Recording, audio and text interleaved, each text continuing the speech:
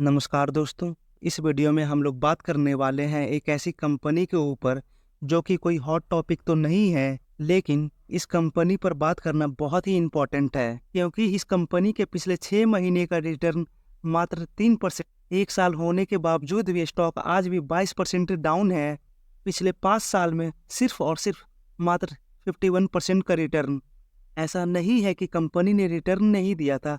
अगर पिछले 5 सालों का बॉटम से टॉप लेवल देखें तो इस बीच में कंपनी ने 222% का रिटर्न दिया था, लेकिन आज भी कंपनी अपने टॉप लेवल से ऑलमोस्ट 53% डाउन है।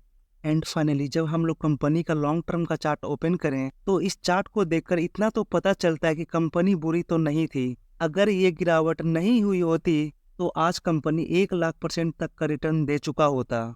इस कंपनी का नाम है आरती इंडस्ट्री, और आप अगर 2-3 सालों में 100% का रिटर्न लेना चाहते हैं तो ये वीडियो आपके लिए है। मेरे इतनी बड़ी बात बोलने के पीछे का लॉजिक क्या है, चलिए उसे देखते हैं। फिलहाल स्टॉक अपने टॉप लेवल से 52% डाउन है और कंपनी को 100% का रिटर्न लाने के लिए वापस से इस टॉप लेवल को अचीव करना होगा।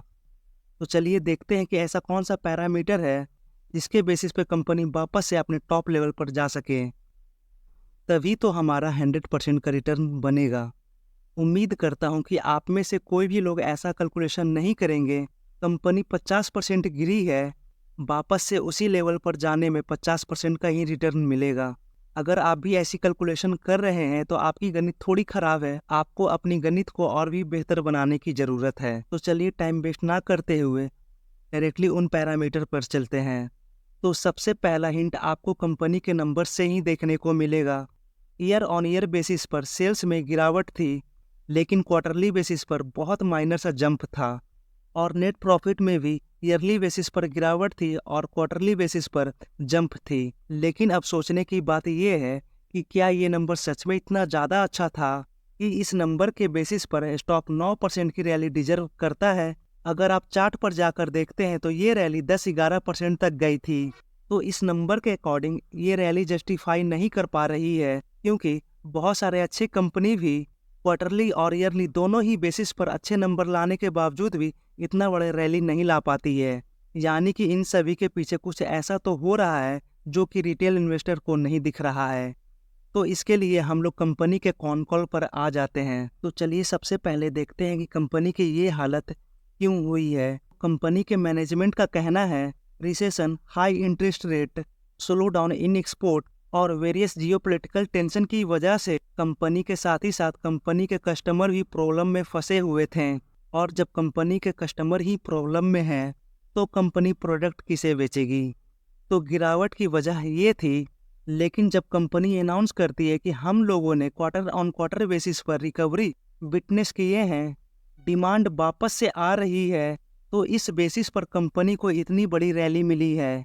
इसी के साथ ही साथ कंपनी ने बताया कि 2024 का फर्स्ट हाफ उनके लिए बहुत ही बुरा समय था, और हम लोगों के लिए अच्छी बात यह है कि फर्स्ट हाफ खत्म हो चुका है। और बात रह गई रिकवरी की, तो सेकेंड हाफ 2024 से या फिर 2025 से रिकवरी शुरू हो जाएगी।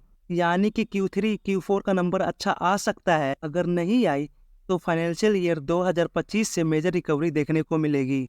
जब बात रिकवरी की हो रही हो तो कंपनी के कैपेक्स को कैसे भूला जा सकता है। इस साल के लिए जो पिछली कैपेक्स हुई थी वो लगभग 12 से 13 हज़ार करोड़ की हुई थी, लेकिन फाइनेंशियल ईयर 2024 और 25 के लिए ये कैपेक्स 2500 से लेकर 3000 करोड़ की होने वाली है, जिसमें से फर्स्ट हाफ जा चुका है और इस फर्स्ट हाफ में 575 करोड़ की कैपेक्स ऑलरेडी हो चुकी है। लेकिन बात ये आती है कि इस कैपेक्स से कितना बड़ा रिटर्न आएगा। तो इस कैपेक्स से 1.2x से 1.3x का एसेट टर्न होने वाला है। चलिए इसे थोड़ी और सिंप्लीफाई करते हैं। मान लेते हैं कि कंपनी 3000 करोड़ की कैपेक्स करने वाली है 1.3x से। जब आप इन दोनों नंबर को मल्टीप्लाई करते हैं तो 3900 आता है।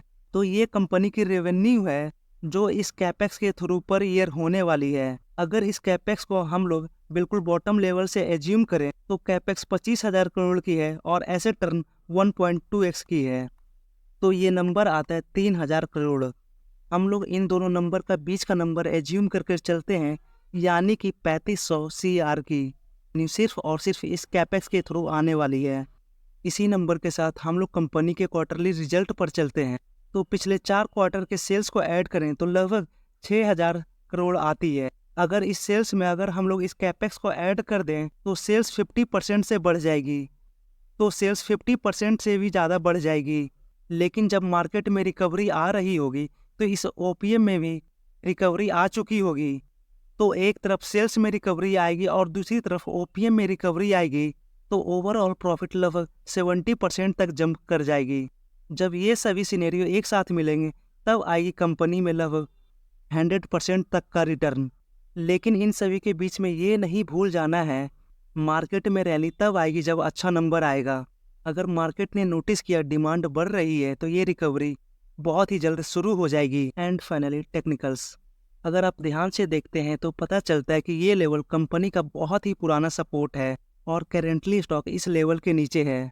तो ये ट्रेंड लाइन कंपनी के लिए एक स्ट्रॉन्ग रेजिस्टेंस का काम करेगी। अगर स्टॉक प्राइस इस ट्रेंड लाइन को तोड़कर ऊपर सस्टेन कर जाती है तो शॉर्ट टर्म में तेजी विटनेस करने को मिलेगी। एंड सेकंड रेजिस्टेंस इस प्री कोविड लेवल। फिलहाल stock price pre Covid level के भी नीचे है, जो कि 535 का लेवल है। स्टॉक प्राइस में बड़ी तेजी विटनेस करने के लिए इन दोनों रेजिस्टेंस को तोड़कर निकलना बहुत इंपॉर्टेंट है। एंड फाइनली अगर हम लोग 1 डे चार्ट ओपन करें, कंपनी में जो कंटिन्यूअस गिरावट हो रही थी पिछले कुछ महीने से स्टॉक सिर्फ कंसोलिडेट कर रहा है। शायद ये कंसोलिडेशन बता रहा है जो गिरावट होना है वो हो चुकी है। अब कहीं ना कहीं रिकवरी की शुरुआत हो सकती है, क्योंकि मैनेजमेंट की भी कमेंट्री काफ़ी पॉजिटिव है। इसी के साथ नियरेस्ट सपोर्ट की बात कर ले तो पहला सपोर्ट 500 का लेवल है और दूसरा 473 का, और स्ट्रॉन्ग रेजिस्टेंस 535 का लेवल है। इसी के साथ वीडियो एंड करते हैं। Thank you for watching.